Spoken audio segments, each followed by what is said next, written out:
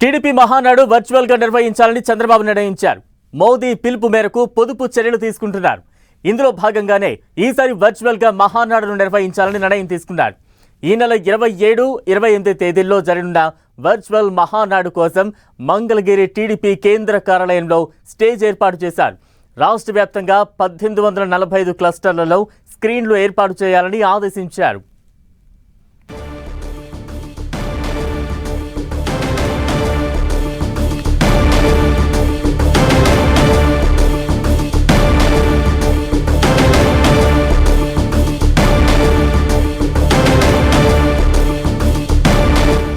ఈసారి TDP మహానాడును virtual గా నిర్వహించనుంది. ఇప్పటికే దానికి సంబంధించి ఏర్పాట్లు కూడా చకచకా సాగుతున్నాయి. తాజా అప్డేట్స్ అందించేందుకు మా ప్రతినిధి రవిచంద్ సిద్ధంగా ఉన్నారు. రవిచంద్, బలరాం, ఏదైతే ఆంధ్రప్రదేశ్లో టీడీపీ చాలా ఘనంగా నిర్వహించే మహానాడుకు సంబంధించి కీలకమైన అప్డేట్ అయితే ఇప్పుడు కొద్ది నిమిషాల క్రితం వచ్చింది. ఎందుకంటే ఈసారి ఆన్లైన్లో హైబ్రిడ్ మోడల్లో జరపాలని నిర్ణయించారు.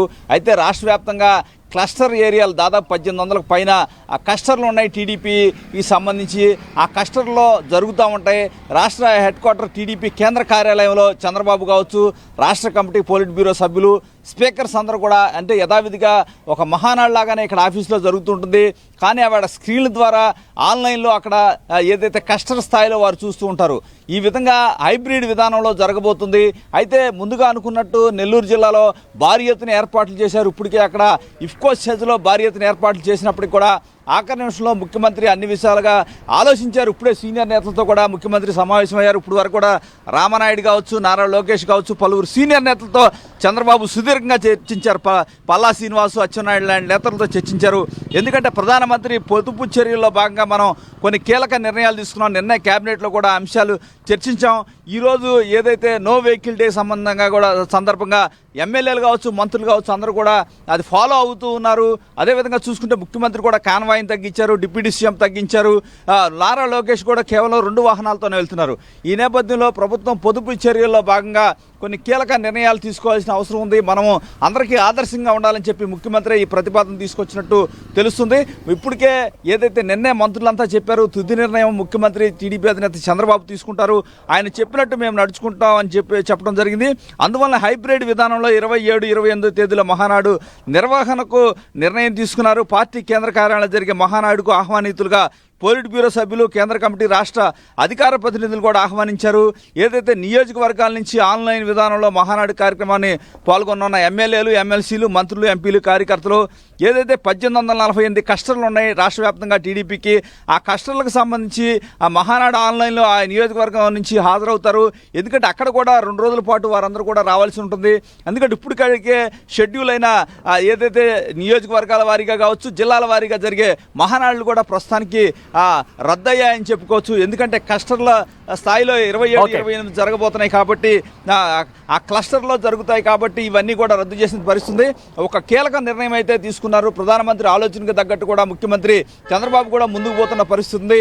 ఆ పార్టీ ఎంతో ప్రతిష్టాత్మక భావించే మహానాడును కూడా ఈ విధంగా హైబ్రిడ్ విధానంలో జరపాలని కీలక నిర్ణయం తీసుకున్నారు. Balaram, right, thank you Ravichandra. మొత్తంగా టీడీపీ ఎంతో ప్రతిష్టాత్మకంగా చూస్తూ నిర్వహిస్తున్న మహానాడును ఈసారి వర్చువల్ గా నిర్వహించేందుకు టీడీపీ అధిష్టానం కీలక నిర్ణయాలు తీసుకుంది.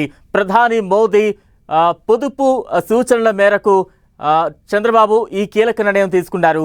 ఇక మహానాడు 27, 28 తేదీల్లో జరగాల్సిన మహానాడును వర్చువల్ విధానంలో నిర్వహించేందుకు ఇప్పటికే నిర్ణయం తీసుకున్నారు.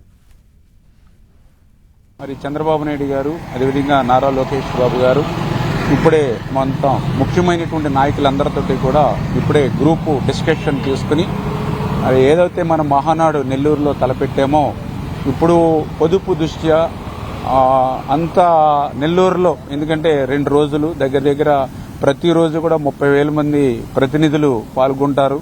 27, 28, మళ్ళీ 29ని ఒక 2,50,000 నుంచి 3 లక్షల వరకు బహిరంగ సభ అనుకున్నాం.